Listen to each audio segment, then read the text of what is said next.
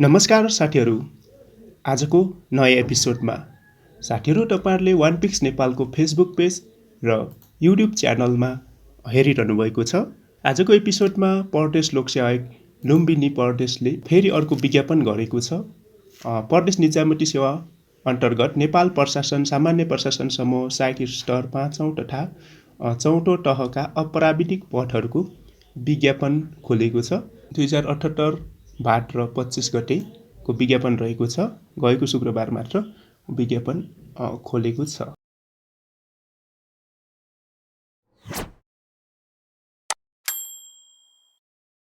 यो विज्ञापनमा के कति खुलेको छ भनेर डिटेलमा तपाईहरुलाई जानकारी गराउन गइरहेको छु। यहाँ चाहिँ सूचना नम्बर 2 छ। सूचना नम्बर 1 मा चाहिँ अस्ति त्यो वन रक्षकको विज्ञापन थियो। यसमा भनेको छ प्रदेश लोकसेवा आयोगको सूचनामा यहाँ प्रदेश निजामती सेवा अन्तर्गत नेपाल प्रशासन सेवा सामान्य प्रशासन समूह साइट स्तर 5औं र 4औं तहका अपराविधिक पदहरूको खुल्ला तथा समावेशी प्रतियोगितात्मक लिखित परीक्षाको विज्ञापन भनेर दिएको छ हैन। यसमा चाहिँ दिएको छ र यसमा एउटा हाइलाइट गरेर दिएको छ आयोगको विद्युतीय दरखास्त प्रणाली भनेछ हैन। यो ppsconline.lumbini.gov.np मार्फत दरखास्त दिन सकिने छ भन्छ है। अनि प्रथम चरणको परीक्षाको कार्यतालिका मिति 2078 7 12 गते आयोगको वेबसाइटमा मार्फत प्रकाशित गरिनेछ हैन। यो 2-3 चरणको हुन्छ हैन। त्यो 2-3 चरणको परीक्षाहरू प्रथम चरण द्वितीय चरण हुन्छ। प्रथम चरणमा सफल हुनेहरूलाई द्वितीय चरणको लागि परीक्षा हुन्छ। त्यो पछि मिति तोकिन्छ।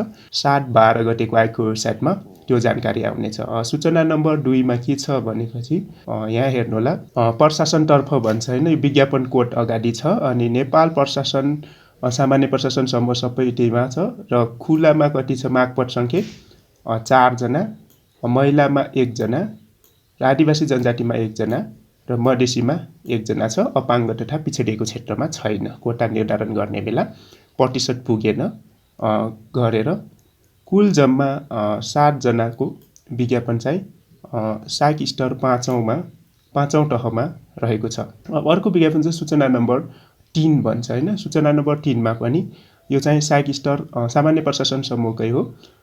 4औं तहमा छ हैन। यसमा चाहिँ कुल विज्ञापन 11 जनाको रहेको छ र खुल्लातर्फ 6 जना, महिलातर्फ 2 जना, आदिवासी जनजातितर्फ 1 जना, मधेसीतर्फ 1 जना र दलिततर्फ 1 जना। यसमा पनि पिछडिएको क्षेत्र र अपाङ्गको कोटा चाहिँ प्रतिशत पुगेको छैन है। त्यसपछि परीक्षाको किसिम भन्छ। परीक्षा कसरी हुन्छ? लिखित हुन्छ अनि सिप परीक्षण भन्छ। यो सिप परीक्षणमा जेनरली यो कम्प्युटरको हुन्छ र अर्को चाहिँ अन्तर्वार्ता। यो 3 वटा चरणको परीक्षामा सफल हुनुपर्छ।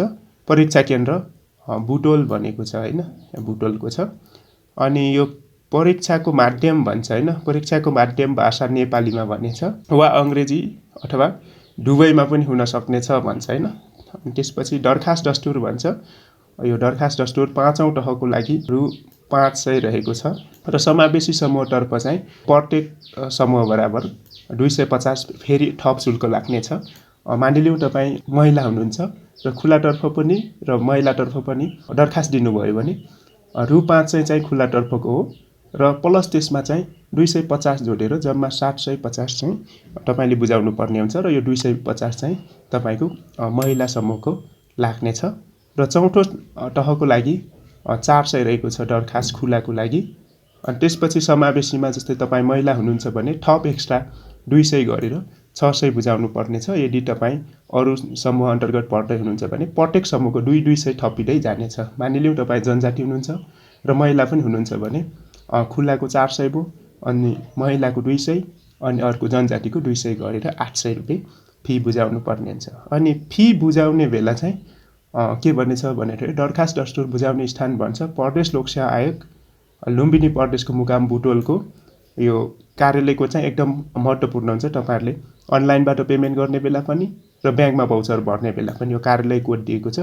यो कार्यालय कोड चाहिँ एकदमै महत्त्वपूर्ण हुन्छ है। यो कार्यालय कोड एउटा यो राजस्व शीर्षक अनि चाहिँ यो खाताहरू है। यसको चाहिँ 2 वटा खाता छ राजस्व सङ्कलन गर्ने। राभामा जानुहुन्छ भने यहाँ छ यो खाता, नेवलीमा जानुहुन्छ भने यो खाताहरू छ। यो बाहेक तपाईले एफसीजीओ को वेबसाइटमा गएर अनलाइनबाट कनेक्ट आइपिएसबाट पनि भुक्तानी गर्न सक्नुहुन्छ। तर त्यसमा चाहिँ तपाईको एफसीजीओमा पनि एउटा अकाउन्ट हुनुपर्छ, कनेक्ट आइपिएसमा पनि अकाउन्ट हुनु पर्यो र त्यो चाहिँ तपाईको ब्याङ्क अकाउन्टमा पनि कनेक्ट आइपिएस लिङ्क हुनु पर्यो। त्यो 3 वटा झन्झटमा पर्नुभन्दा सजिलो चाहिँ यो भाउचर भरेर त्यही अपलोड गर्नुपर्ने हुन्छ। यसमा भन्छ यो के हुन्छ माथिका मध्ये होला, मध्ये आफूलाई बाहेक पर्ने कुनै एक बैंकमा उम्मेदवारले आफ्नै नामबाट दरखास्त दस्तुर जम्मा गर्नुपर्ने छ, अरू कसैकोबाट नभएर आफ्नै नामबाट जम्मा गर्नु होला।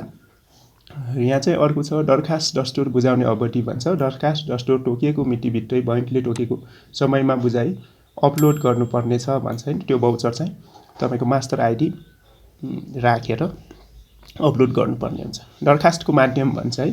यो दरखास्त कसरी दिने भनेर यो भन्दा पहिले मैले एउटा अनलाइन कसरी भर्ने, अकाउन्ट कसरी रजिस्टर गर्ने देखि लिएर यो अनलाइनबाट दरखास्त कसरी बुझाउने, सबमिट गर्ने भनेर भिडियो बनाएको छु। त्यो भिडियो माथि आई बटनमा पनि दिनेछु र यस भिडियोको अन्तिममा तपाईहरुलाई इन स्क्रिनमा पनि दिनेछु। त्यहाँबाट गएर डिटेलमा हेर्न सक्नुहुन्छ। यदि तपाईसँग लुम्बिनी प्रदेश लोकसेवा आयोगको युजर आइडी अथवा मास्टर आइडी छैन भने नयाँ मास्टर आइडी कसरी ल्याउने, युजर कसरी क्रिएट गर्ने त्यो मैले पहिले नै एउटा भिडियो बनाएर राखेको छु। त्यो भिडियोमा गएर हेर्न सक्नुहुन्छ यसै च्यानलमा।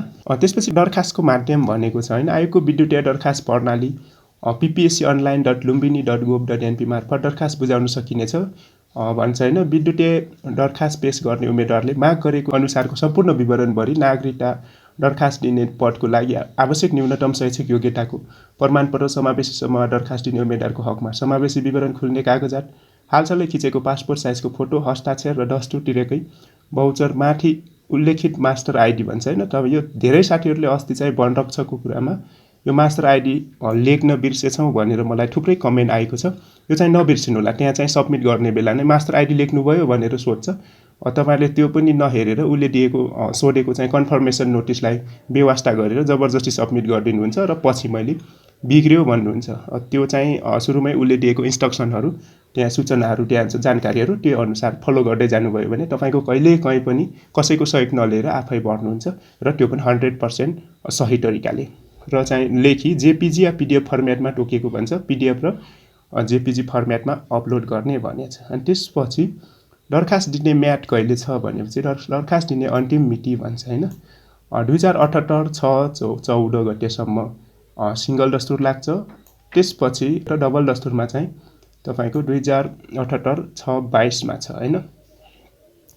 यो सम्म तिर्नु भयो भने मानिलियो तपाईको सहायक चौथोमा अप्लाई गर्नुहुन्छ भने, खुलामा मात्र अप्लाई गर्नुहुन्छ भने 400 लाग्छ र यो असोज 15 गतेदेखि पछाडी तपाईको डोब्बर भनेपछि 400 को 800 लाग्छ है। तपाईको 750 छ भने दुईटा सम्ममा 1500 तिर्नुपर्ने हुन्छ। अनि उम्मेदवारको उमेर हद भन्छ। यो त जुनसुकै विज्ञापनमा पनि त्यही हुन्छ हैन। 2018 6 14 सम्म 18 वर्ष पुगेको हुनु पर्यो र 35 वर्ष ननागेको पुरुषको हकमा र महिलाको हकमा चाहिँ 18 वर्ष पुगेर 40 वर्ष ननागेको हुनुपर्ने छ।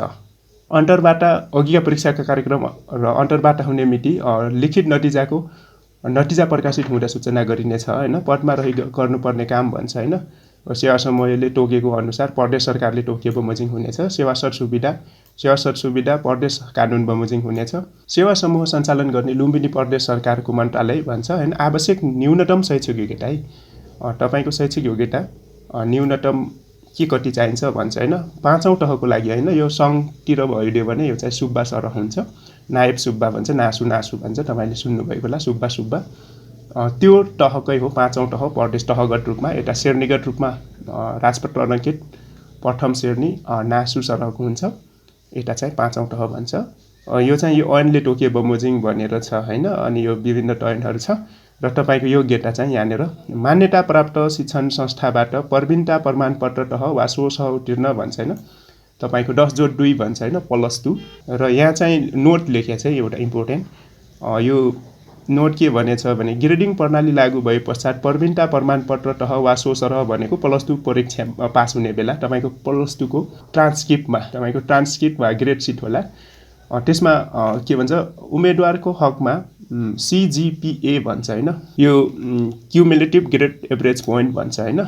ग्रेड पोइन्ट एभरेज भन्छ 1.6 भन्छ है। यो चाहिँ 1.6 भन्दा कम छ भने तपाईले फर्म भर्न पाउनुहुन्न र 1.6 सीजीपीए भयो भने त्यो भन्दा माथिकोले चाहिँ तपाईले यसको चाहिँ न्यूनतम शैक्षिक योग्यता र फर्म भर्न पाउनुहुन्छ। यदि तपाईको यहाँनिर चाहिँ 1.6 छैन भने तपाईले बढ्न पाउनु हुँदैन है।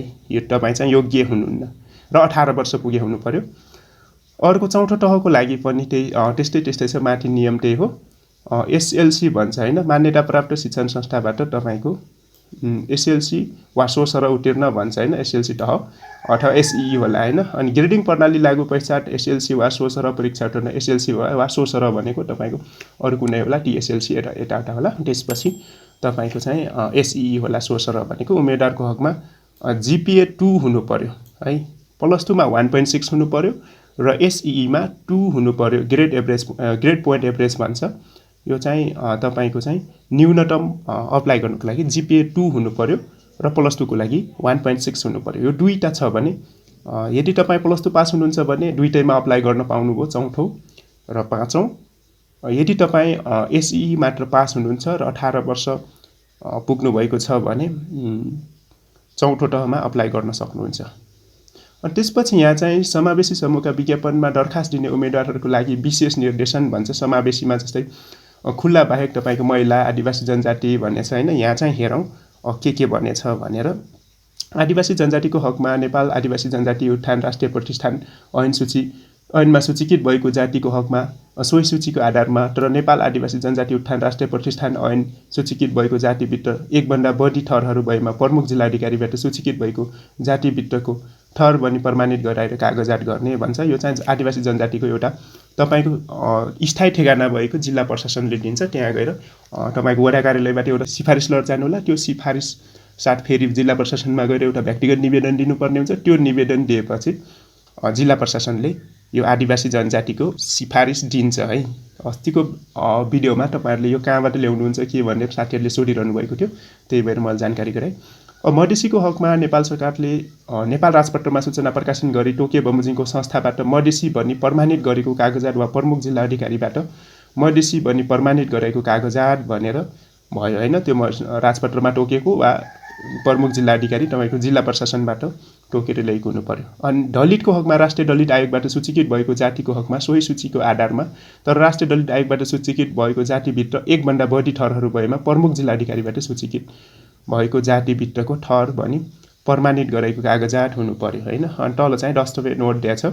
डोबर दस्तुरको म्यादलाई उमेर, शैक्षिक योग्यता, अवधि र अन्य योग्यताको प्रयोजनको लागि गणना गरिने छैन है। तपाईको चाहिँ माथि सूचनामा बनेको छ असोज 14 गतेसम्म तपाईको 18 वर्ष हुनु पर्यो, त्यो भन्दा अगाडिको र सिफारिस पनि असोज 14 गतेसम्म लिनु पर्यो। तपाईको जस्तै जनजाति आदिवासी जनजातिको कुनै सिफारिस ल्याउनुहुन्छ अनि कुनै तपाईको योग्यताको प्रमाणपत्रहरू पनि असोज 14 गते सम्मको त्योभन्दा अगाडिको मितिमा पुगेको हुनु पर्यो। त्यो असोज 14 भन्दा पछाडिको अथवा डोबरदस्तको अवधिलाई चाहिँ गणना गरिने छैन। अनि त्यस आयोगद्वारा तोकिएको म्यादभित्र पेश नभएको र न्यूनतम योग्यता नपुगेको तोकिएको अन्य विवरणहरू नखुलेको वा तोकिएको दस्तुर नबुझाएको दरखास्त स्वीकृत गरिने छैन भन्छ हैन। लिखित परीक्षाको हकमा भन्छ हैन, धेरै छ सूचनाहरू तपाईँ पढ्नु होला। अनि त्यसपछि यसमा चाहिँ लिखित परीक्षामा उत्तीर्ण हुनेहरूले चाहिँ के ल्याउनु पर्ने छ भने तपाईले भर्ने बेलामा जे कागजातहरू भर्नुभएको त्यसको सक्कल कपी पनि बोकेर जानुपर्ने हुन्छ तपाईँ लिखित परीक्षा पास हुनुभयो भने। त्यसपछि पाठ्यक्रमहरू भन्छ, सिलेबस तपाईले आयोगको वेबसाइटबाटै डाउनलोड गर्न सक्नुहुन्छ।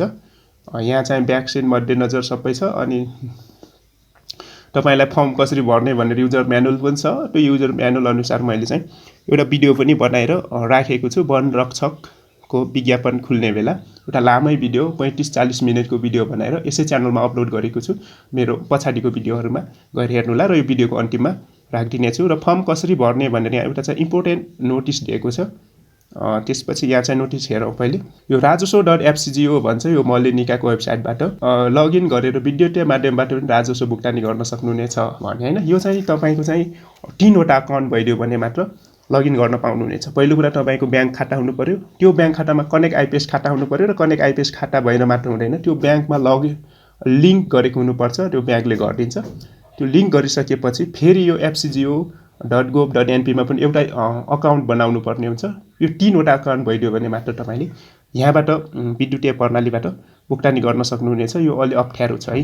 उता केन्द्रीय लोकसेवा आयोगको चाहिँ सजिलो छ। यो चाहिँ अलि अप्ठ्यारो बाटो छ, राजस्वबाट मात्र हुन्छ, तपाईँ ई-सेवाबाट पनि हुन्छ, तर यो चाहिँ कता कता छ, अलि अखट्या छ। ई-सेवाबाट पनि ई-सेवा विभिन्न डिजिटल वालेटहरूबाट पनि पेमेन्ट गर्न मिल्छ, अलि अप्ठ्यारो छ। त्यसपछि नेक्स्ट पोइन्ट छ अपलोड गर्नुपर्ने फोटो, दस्तखत लगायतका कागजातहरूको साइज, फर्मेट तोकेको बमोजिम हुनुपर्ने छ।